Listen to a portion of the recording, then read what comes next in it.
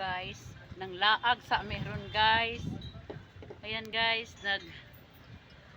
guys ba soft drinks, sobrang init talaga ngayon guys. Kaya ayan, gumala-gala na guys para magpalamig. Ngayon nandito pa ako guys, oh.